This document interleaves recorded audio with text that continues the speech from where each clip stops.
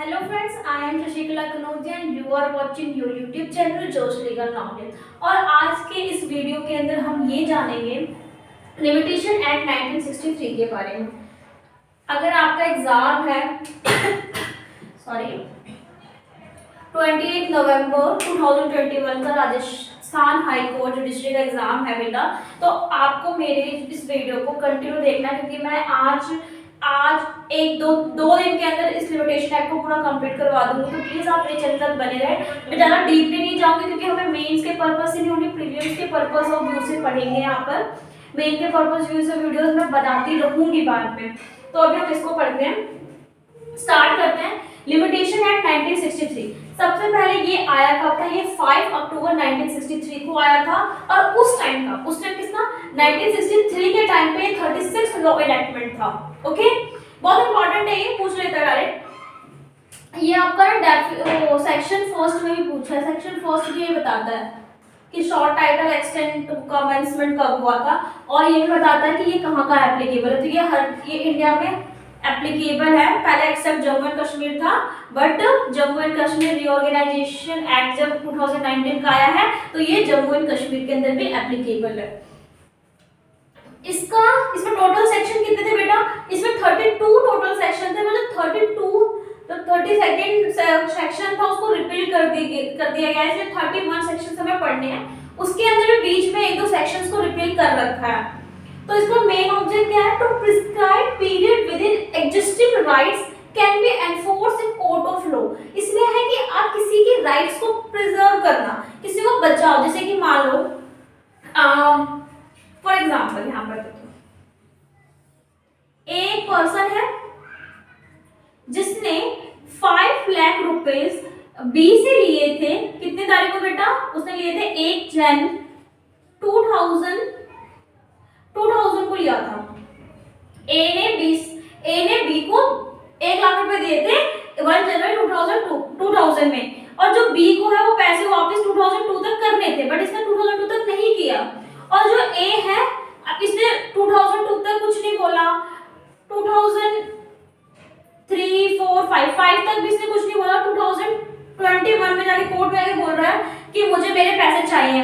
तो क्या ये सूट इंस्टीट्यूटेड होगा? नहीं होगा, बिकॉज हमारा कोर्ट ये बात बोलता है, हमारे 2 प्रिंसिपल है, उसमें से एक प्रिंसिपल ये है विजिलेंटिबस नॉन डॉर्मेंटिबस जुरा सबवेनिएंट। जो भी पर्सन विजिलेंट है, मतलब जो सो रहा है अपने राइट से, तो उसको सोने दो, उसको आप कोई हेल्प नहीं कर सकते। जिसको अपने राइट्स के बारे में पता ही नहीं है तो कोर्ट उसकी हेल्प क्यों करेगा? और जो जाग रहा है उसकी कोर्ट भी हेल्प करेगी, क्योंकि हमारे लिमिटेशन में सब चीज का टाइम पीरियड बता रखा है कि आप रिकवरी ऑफ मनी कर रहे हो तो आपके पास 3 ईयर का टाइम पीरियड होता है कि आप 3 साल के अंदर अंदर सूट फाइल कर सकते हो। बट अगर आप टाइम पीरियड के बाद जाते हो तो आपका सूट फाइल नहीं किया जाएगा, इंस्टीट्यूट ही नहीं किया जाएगा। तो ये हमारा इस लिमिटेशन एक्ट का मेन और क्या पर्पस था? और पर्पस ये भी था क्योंकि बहुत सारे केसेस भी ऐसे आए हैं जो बहुत टाइम के बाद लोग कोर्ट में उठ के जा रहे हैं। एक केस ही था, केस का नाम मैं बता दूंगी, मेरे को याद नहीं है इस टाइम। उस केस में ये था कि जो विटनेस था उसने हियरिंग के टाइम पे कुछ और बोला, और 10 साल बाद जब वो प्लेंटिफ मर गया उसके बाद वो आके बोल रहा है कि नहीं ये चीज गलत थी, इसने ऐसा किया, मेरे को अब ये याद आया।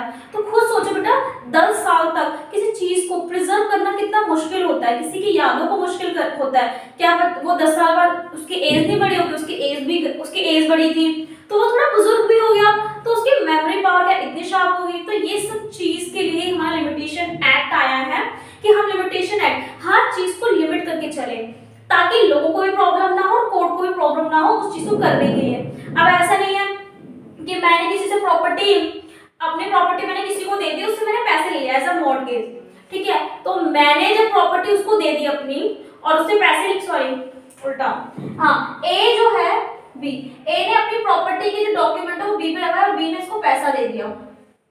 अब ए मर भी गया, उसकी फैमिली मतलब उसकी जो ग्रैंडसन है वो कह रहा है कि नहीं ऐसा हुआ था, आप मुझे दो। तो ये बहुत टाइम के बाद इसको क्या पता ये इसका ही ग्रैंडसन है, चलो मान लो इसने प्रूव भी कर दिया, तो ये क्यों दे गया? इसका ग्रैंडसन नहीं हुआ होगा, क्या पता इसकी डेथ भी हो गई हो, क्या पता ये पागल हो गया हो, क्या पता कुछ भी हो सकता है। तो इसीलिए लिमिटेशन एक्ट को बनाने का मेन पर्पस यही था।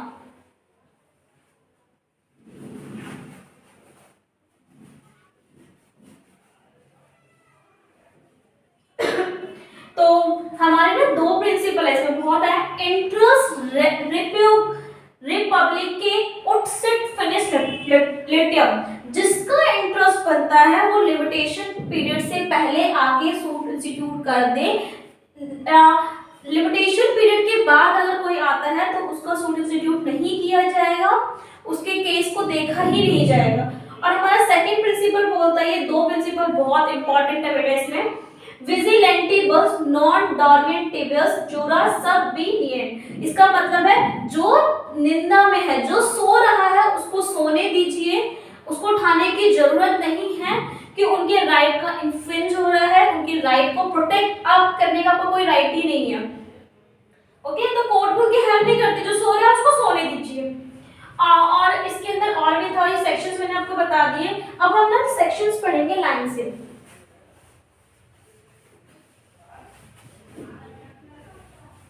अगर आपने नोट नहीं किया होगा तो प्लीज आप मेरी वीडियो को ना पॉज करके आप इसको नोट कर ले, काफी इंपॉर्टेंट है ये। इसके अंदर और भी चीजें थी, और भी चीजें, एक दो क्वेश्चंस भी पूछते हैं, तो वो क्वेश्चंस मैं आपको बाद में बताऊंगी। इससे पहले मैं आपको एक चीज बताती हूँ इसका पर्पस क्या था। इसका पर्पस, इस एक्ट को लाने का मेन पर्पस था कि आप किसी चीज से रिलेशन अच्छा बना सके। तो आप पॉइंट्स लिख भी सकते हैं, to maintain peace, to maintain peace in the life of the person, in the life of the person। Main purpose हमारा ये था, first point to maintain peace in the life of the person. Second is क्या था, to maintain cordial relation, to maintain cordial relation, किसी से relation भी बहुत अच्छा बने। और थर्ड क्या था बेटा, maintain healthy atmosphere, maintain healthy atmosphere, maintain healthy atmosphere. Fourth point is create comfortable zone, create comfortable zone. इसका मेन देखो पर्पस क्या था, ये हमारे पर्पसेस हैं, क्या बेटा, पर्पस। आप इसको नोट्स के तौर पे बना सकते हैं। To maintain peace in the life of the person, जैसे ऐसा भी ना हो कि ए है, उसने बी को पैसे दिए थे, ए ने 1 लाख रुपए दिया था बी को, 1 लाख रुपीस दिया था। कब दिया था बेटा, 2001 जैन 2000 में। अब ये क्या है, इसने वापस नहीं किए, इसने कोई क्लेम नहीं किया, 2021 में आके 21 साल बाद आके कह रहा है भाई मेरे पैसे दे दे, मैं केस फाइल कर दूंगा। और ये कोर्ट में आता है, कोर्ट में इंस्टीट्यूट करता है, तो जो कोर्ट है उसको डिसमिस करता है। वो कहता है क्यों भाई, तुमने 3 साल का रिकवरी ऑफ टाइम मनी होता है तब आपने लिया नहीं, तो आप अब क्यों आ रहे हो, क्यों इसकी लाइफ को हार्म कर रहे हो, क्यों इसकी लाइफ को डिस्टर्ब कर रहे हो। तो इसीलिए to maintain peace in the life of the person. अब क्या पता ये बी है जो 2021 तक आता है कि उसकी डेथ हो गई हो, या वो इंसेन हो जाए, या कुछ भी हो सकता है, तो अब इसकी लाइफ को आप डिस्टर्ब नहीं कर सकते। इसीलिए आपके पास लिमिटेशन पीरियड, लिमिटेशन एक्ट को लाने का मेन पर्पस यही था। सेकंड क्या था, टू मेंटेन कॉर्डियल रिलेशन, किसी से रिलेशंस बहुत अच्छे बने। जैसे कि अगर आपने 3 साल तक रिकवरी ऑफ सूट कर दिया तो ऑब्वियसली ठीक है, अब आप इसके बाद जा रहे हो तो रिलेशंस भी आपके खराब होते हैं। फोर्थ क्या, मेंटेन हेल्दी एटमॉस्फेयर, एटमॉस्फेयर को हेल्दी बनाने के लिए। फिर फोर्थ है क्रिएट कंफर्टेबल जोन, कि उस बंदे को भी ये लगे, उस पर्सन को भी ये लगे कि वो एक कंफर्टेबल जोन के अंदर है, ऐसा नहीं कि वो डर डर के जिए। क्योंकि अब इसके अंदर क्या, वो 20 साल के बाद आया, मतलब मान लो 21 साल बाद आया, जो बी है वो केस फाइल कर देगा राइट टू लाइफ का, राइट टू लाइफ आर्टिकल 21। वो ये केस फाइल करके बोलेगा कि इसने तो मेरे राइट टू लाइफ को इन्फ्रिंज कर रहा है। क्यों, क्योंकि इसका रिकवरी टाइम पीरियड 3 साल का था और ये अब पैसे मांग रहा है, जो मेरे पास अब पैसे भी नहीं है, और कुछ भी हो सकता है। या उसके मतलब मान लो बी की डेथ हो गई तो बी के बिहाफ पे सी बोलेगा कि इनकी डेथ हो गई, अभी भी हमारी लाइफ को हार्म कर रहे हैं, हमारा राइट टू लाइफ को इन्फ्रिंज कर रहे हैं। तो ये भी चीज है। तो कंफर्टेबल जोन में वो लोग रहे, तो मैं रब कर देते बेटा इसको, क्योंकि ये एक्ट हमें कंप्लीट करना है 2 दिन के अंदर अंदर, तो आप मेरी वीडियोस के साथ बने रहें।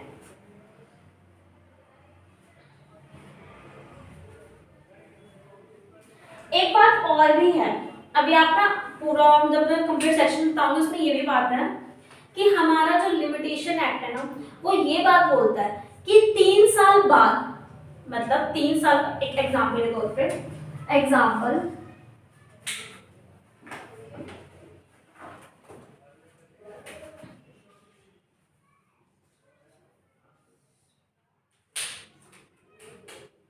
ए बी को 1 लाख रुपीज देता है, 1 लाख रुपीज देता है, कितने साल को देता है बेटा? 1 जनवरी 2000 को देता है, 2000 में देता है। बी को इसको कब वापस करना होता है बेटा? ये बोलता है कि आप मुझे 1 मार्च 2000 में वापस कर देना। अब बी जो है वो वापस नहीं करता है इस डेट तक, तो इसका लिमिटेशन पीरियड यहाँ से स्टार्ट होगा, यहाँ से इसकी 1 मार्च है ना, तो आपका 1 मार्च 2001 से लेके 2001, 2002 1 साल, 2 साल और 3 साल, 1 मार्च 2003 तक। अगर ये सूट इंस्टीट्यूट नहीं करता, ये केस फाइल नहीं करता, ठीक है, और इसके बाद ये 2005 में जाके केस फाइल करता है, इंस्टीट्यूट करवाता है अपने सूट को, तो कोर्ट क्या बोलेगा कि आपका राइट टू पे, राइट टू लिमिटेशन तो खत्म हो गया है, कोर्ट आपकी कोई हेल्प नहीं करेगी, राइट, बट आपके पास राइट टू रिसीव है, राइट टू रिसीव पेमेंट है, मतलब आप इसको कोर्ट के थ्रू पैसे नहीं निकलवा सकते, बट आप उससे वैसे ही पैसे ले सकते हैं, वो कोई सा भी मेथड हो सकता है बेटा, बट इलीगल नहीं होना चाहिए, कहीं आप उसको मार पीट कर पैसे निकलवा रहे हो, ऐसा कुछ नहीं होना चाहिए। आई होप आपके पास बेयर एक्ट होगी, तो आप अपनी बेयर एक्ट ओपन कर लीजिए, क्योंकि हम ओनली प्रीलिम्स के पर्पस से पढ़ रहे हैं। इसमें फर्स्ट सेक्शन के अंदर था sort title extend and commencement, जो मैंने आपको बता दिया है कि जो sort title extend and commencement में क्या है, ये जो पूरे होल ऑफ इंडिया पे एप्लीकेबल है, और इसमें क्या है, कोई भी ऑफिशियल गैजेट के अंदर कोई भी सेंट्रल गवर्नमेंट ने कुछ भी न्यू एनफोर्समेंट किया है, तो सेंट्रल गवर्नमेंट क्या करेगी, ऑफिशियल गैजेट के अंदर उसको नोटिफाई कर देगी। अब हम पढ़ते हैं थर्ड। मैं सेकेंड जो सेक्शन है उस पर एक पर्टिकुलर छोटी सी वीडियो 5 मिनट की वीडियो बनाऊंगी, जिसमें आपको पूरे सेक्शंस में याद करवाऊंगी, जैसे मैंने सीपीसी के याद करवाए थे, ऐसे ही मैं लिमिटेशन के याद करवाऊंगी। बेटा बार ऑफ लिमिटेशन पार्ट सेकेंड जो है,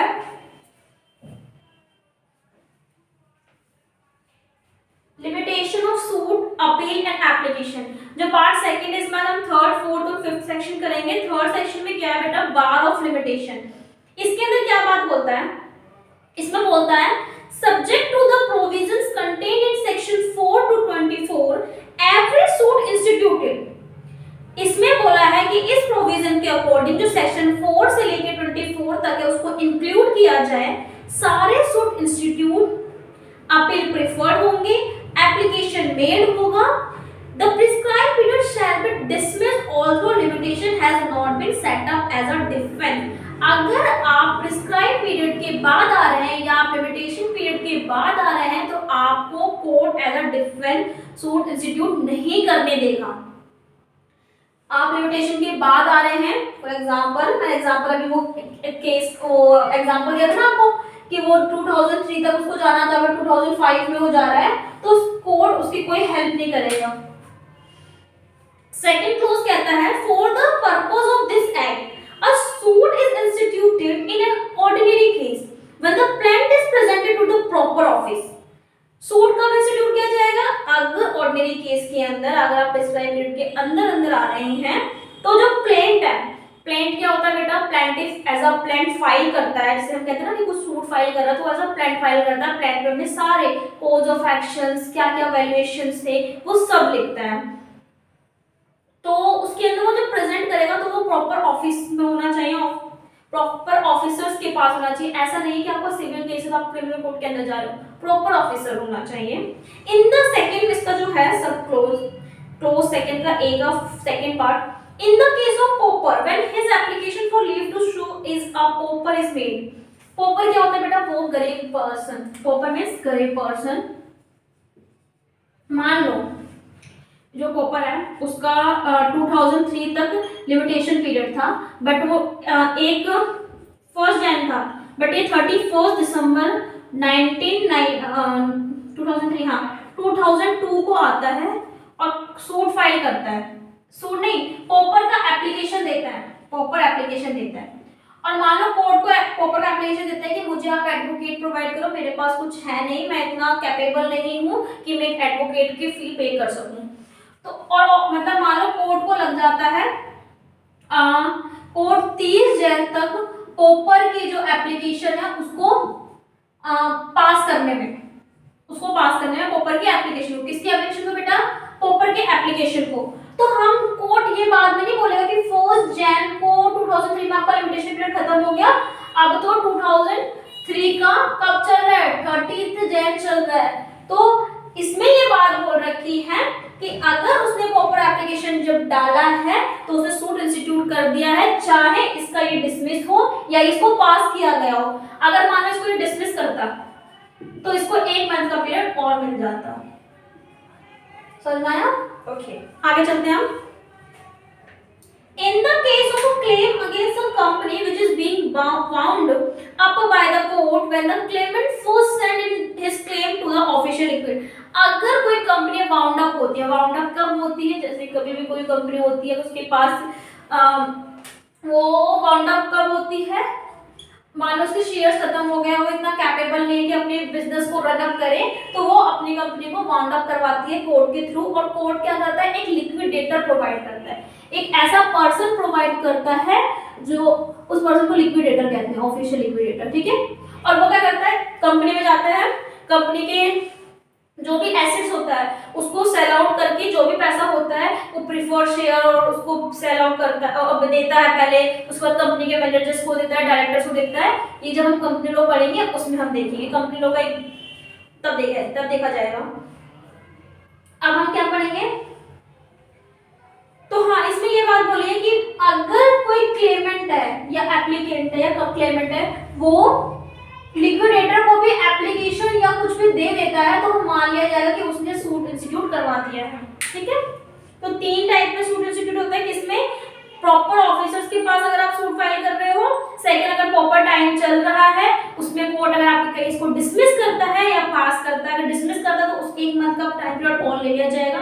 1 मंथ जरूरी नहीं है, मान लो यहाँ पर 15 दिन का उसने 15 दिन में कोर्ट ने जो है उसको डिसमिस कर दिया तो 15 दिन का टाइम पीरियड मिलेगा उसको एक्स्ट्रा, और कुछ नहीं मिलेगा। बी क्या बोलता है, any claim by way of a set off or a counter claim shall be treated as a separate suit and shall be deemed to have been instituted. बेटा वेट, सेट ऑफ और counter claim, set off में क्या होता है, set off में होता है जैसे कि मान लो ए एक पर्सन है और बी एक पर्सन है। ए ने सूट फाइल किया कि बी को मैंने 10,000 रुपये दिया था और बी को इस डेट तक मुझे 10,000 रुपये देना था। फिर बी क्या करेगा, बी एक केस और फाइल कर देगा, इसमें प्लेंटिफ था, डिफेंडेंट डेट था, बी ने फाइल कर दिया ना भाई 15,000 तो मुझे देना है, तू मुझे 15,000 देगा, तो वो कर ले, सेट ऑफ कर ले कि 10,000 रख ले और 5,000 दे दे मुझे। तो इसमें प्लेंटिफ है, डिफेंडेंट है, मतलब इसी केस के अंदर हो। बट अगर कोई सेट ऑफ और काउंटर क्लेम का केस आता है, बेटा सीपीसी में मैंने कहां पर पढ़ाया था, सेट ऑफ और काउंटर क्लेम, रिटर्न स्टेटमेंट जब फाइल करते हैं ना ऑर्डर 8 के अंदर, वहां पर हमने पढ़ा था। कहां पर पढ़ा था बेटा, ऑर्डर 8 के अंदर सेट ऑफ और काउंटर क्लेम। तो हमारा जो ऑर्डर 8 के अंदर जो सेट ऑफ काउंटर क्लेम पढ़ा था वही बात है। तो 15,000 तो ये कहता ठीक है भाई मैं एडजस्ट कर लूंगा। तो ऐसे जो केस होते हैं सेट ऑफ के हो या काउंटर क्लेम के, तो उसको ना अलग से एक सेपरेट सूट के जैसे ट्रीट किया जाएगा, ना कि उसी इंस्टीट्यूट ऑफ सूट के अंदर ट्रीट किया जाएगा। जो आपने पहले सूट किया उसके साथ नहीं किया जाएगा, अलग सूट किया जाएगा। और इसमें एक बात और बोली है, अगर सेट ऑफ आपने किया तो आपको उसी डेट पर ये बोल दिया जाएगा कि आपने सूट को इंस्टीट्यूट कर दिया है। या काउंटर क्लेम को बोला जा रहा है, in the case of a counter claim on the date on which the counter claim is made in the court, या जिस दिन आपने काउंटर क्लेम के लिए बोला था उसी दिन हो गया। जैसे कि काउंटर क्लेम में क्या होता है, ए ने बोला 10,000 के, बी ने बोला ना भाई मेरे तो घर के कागज तुम्हारे पास है और आप उस पर इंटरेस्ट ले रहे हो, तो ये बिल्कुल अलग बात बोल दी ना उसने, ऐसे नहीं बोला कि 10,000 15,000, तो उसको हम काउंटर क्लेम बोलते हैं। ओके, सी पार्ट इसका बोलता है application by notice of motion in a high court is made when the application is presented to the proper officer of that court. एक application by notice of motion in a high court is made when the application is presented to the proper officer of that court, कि अगर आप कोई भी application जो है वो सही ऑफिस के अंदर लगा रहे हो, ऑफिसर्स के पास लगा रहे हो, चाहे वो हाई कोर्ट क्यों ना हो, तो उस एप्लीकेशन को प्रेजेंट कर लिया जाएगा कि वो एक सूट इंस्टीट्यूट हो चुका है। फोर्थ क्या सेक्शन बोलता है, expiry of prescribed period when court is closed. Expiry of prescribed period when court is closed, जैसे कि मान लो जब कोर्ट क्लोज होता है तो हम ये प्रिज्यूम कर लिया जाएगा कि उस पीरियड पे उस दिन छुट्टी है, उसके आगे दिन। फॉर एग्जांपल के तौर पे मान लो एक का जो टाइम पीरियड 2003, 1 जनवरी 2003 को खत्म हो रहा लिमिटेशन पीरियड, बट 1 जनवरी 2003 को कोर्ट की छुट्टी थी, कोर्ट ऑफ पे था, 1 से लेके 15 तक उनका हॉलीडेज था, तो इस टाइम पीरियड को भी क्या है, एक्सपायरी कर दिया जाएगा। अब इसके पास 15 दिन का और समय, तो 16 तक उसका टाइम पीरियड चला जाएगा। इसमें एक बात और भी बोलेंगे, ये पढ़ते हैं, where the prescribed period for any suit, appeal or application expire on a day when the court is closed, the suit, appeal or application may be instituted preferred. Instituted किसे बोलते हैं, सूट को इंस्टीट्यूटेड करवाओ या appeal को prefer करवाओ या application को बनाओ उस दिन, जिस दिन कोर्ट रीओपन होगा तो उस दिन हम प्रिज्यूम कर लेंगे। जैसे कि मान लो कभी कभी कोर्ट के अंदर 2 आवर्स की भी छुट्टी हो जाती है, 3 आवर्स की हो जाती है, स्ट्राइक हो जाता है, पर्सन को क्या पता नहीं पता होता, तो उस दिन को होल डे का उसको ऑफ मान लेते हैं। फिफ्थ है extension of prescribed period in certain cases.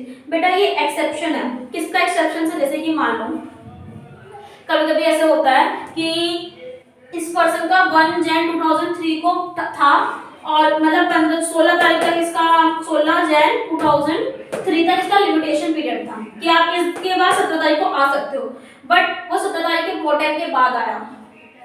क्यों? क्योंकि उसको सफिशिएंट कोज था, उसको प्रॉब्लम थी, वो कोर्ट में प्रेजेंट नहीं हो सकता था। बट अगर वो सफिशिएंट कोज को मेंशन कर देता है और कोर्ट को ये लगता है, प्रिज्यूम करता है कि ये सही है, तो वो उसको कंटिन्यूएशन ऑफ डिले दे देता है, तो उसके बाद का टाइम पीरियड, उसके बाद भी उसके सूट को इंस्टीट्यूट करवाया जा सकता है। तो हम डायरेक्टर पढ़ लेते हैं, अपील और any application other than an application under any of the provision of order 21 exclusion है of the code of CPC may be admitted after the prescribed period if the appellant or the applicant satisfy the court that he had sufficient cause for not preferring the appeal or making the application within such period। but इसमें याद रखना, इस section के अंदर only appeal and application के अंदर आपको condonation of delay मिल सकता है, ना कि सूट पे। सूट तो आपको उस दिन करवाना है, बट जब आप अपील का टाइम, क्योंकि अपील का क्या होता है अपील का होता है ना, जैसे कि मान लो आपको किसी ने कुछ जजमेंट आ गई, बट आपको सेट असाइड करना है, आपको अपील जाना है हाई कोर्ट के अंदर, और इसमें बोलता है विद इन 90 डेज। 90 डेज के अंदर आपके पास वो सफिशिएंट आप पोज दे सकते हो कि सर मैं आया, एक मंथ तक तो मेरी मम्मी बहुत ज्यादा बीमार थी, बहुत सीरियस थी, दूसरे में मेरी वाइफ की डेथ हो गई, तीसरे के अंदर मेरा खुद का एक्सीडेंट हो गया, इसलिए मैं 90 दिन के बाद आ रहा हूँ, मतलब मान लो 100 डे पे आ रहा है वो, तो इसलिए मुझे आने में टाइम लगे। तो कोर्ट को लगता है हाँ ठीक है, बट 3 साल तक का कोई आप एक्सक्यूज पीरियड नहीं दे सकते हो ना, सूट करने के लिए 3 साल का पीरियड होता है मिनिमम। आपके ना स्केड्यूल्स में लास्ट में दे रखा है किसका कितना टाइम पीरियड होता है, आप एक बार देख लीजिएगा, मैं बता दूंगी इसको। Most of recovery of claim का जो होता है वो 3 साल तक का होता है। और इस एक ये भी हो सकता है कि अगर आपके किसी एडवोकेट ने ऐसा बोनाफाइड इंटेंशन, उसको पता नहीं था कि हमें इतने तक जाना है, वो भी भूल जाता है, तो आपके पास सफिशिएंट कोज होता है। बट इसमें किसमें सफिशिएंट कोज आपको मिलेगा, या कंडोनेशन ऑफ डिले। यहाँ पर इसमें इस वाले सेक्शन के अंदर एक डॉक्ट्राइन आता है कंडोनेशन ऑफ डिले, जिसके अंदर आपके डिले को भी एडमिट किया जाता है, आप उसके बाद भी आ सकते हो, बट आपको सफिशिएंट कोज दिखाना होगा। तो अगर आपको मेरी वीडियो पसंद आई, आपको टॉपिक समझ में आया, तो प्लीज़ मेरे वीडियो को लाइक करें, कमेंट करें, शेयर करें and also subscribe my channel, ताकि मैं कोई भी वीडियोस डालूं तो सबसे पहले नोटिफिकेशन आपको मिले। और जो ये वीडियोस है ये जुडिशरी के पर्पज ऑफ व्यू से नहीं है। ये जो वीडियो है लिमिटेशन एक्ट आपके